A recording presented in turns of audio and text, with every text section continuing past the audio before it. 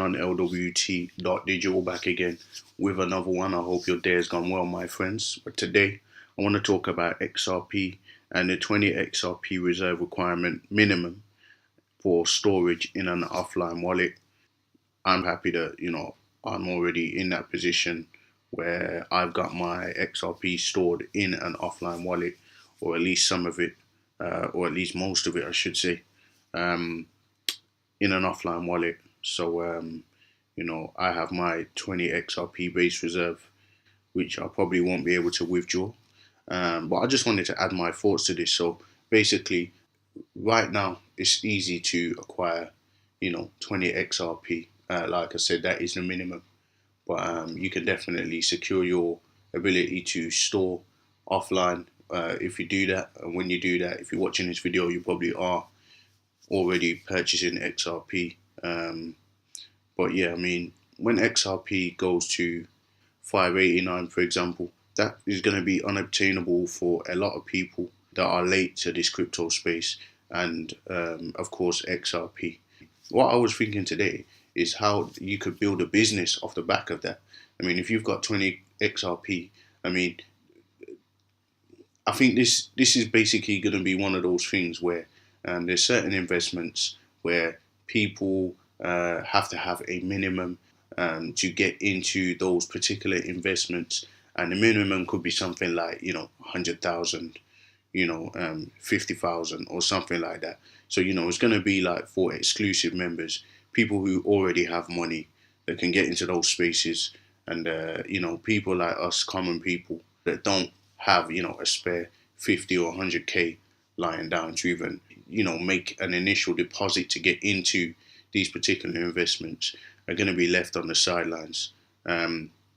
So I mean, what you could actually do with your 20 XRP that's most probably going to be useless and unaccessible to you when you're storing, because it's that minimum requirement that you won't be able to withdraw.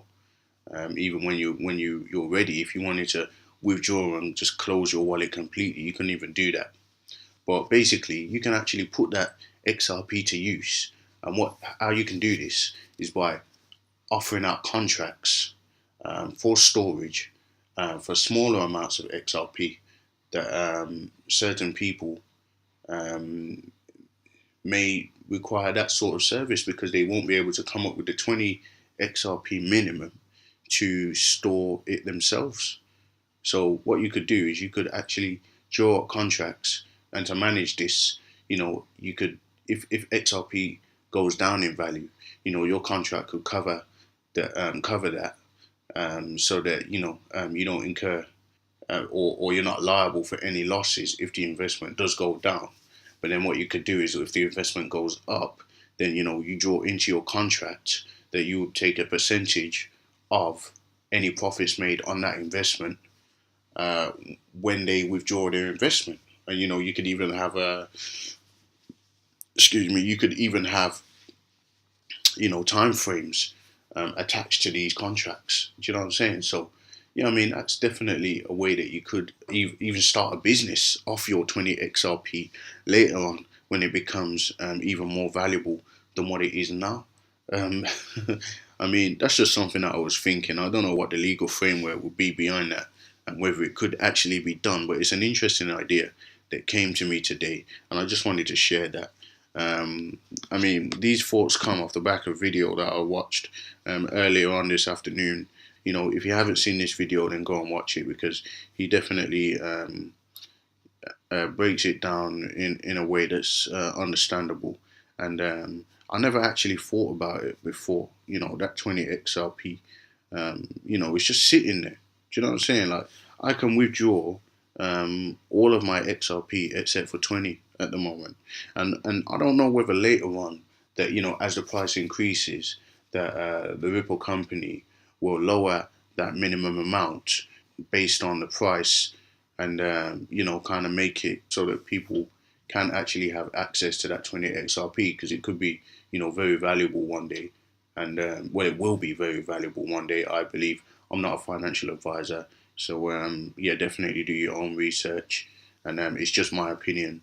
This is for entertainment purposes only, by the way. So yeah, I mean, it's a possibility. We don't know whether they will, lower the minimum amount from 20 XRP to, say, let's say 10 XRP or to 5 XRP in the future. I mean, I guess that's up to them. But in the meantime, this is what it is. It's 20 XRP, and if 20 XRP is 589. In fact, I'm going to calculate it. 20 times 589 equals 11,780. That can be a lot of money, and if XRP goes up more than that, if XRP goes to 1,000 per XRP, for example, that's going to be 20 grand. Do you know what I'm saying? Not everybody has access to that sort of money. So there would be people that might want to try and get into XRP, but they can't because they don't have 11,000. And that's going to make it the market inaccessible to people that have less money. And you get people like Warren Buffett, Novogratz, and all those sorts of people that, it's easy for them to get into this and that sort of thing because, they have money and they're worth millions and billions of dollars.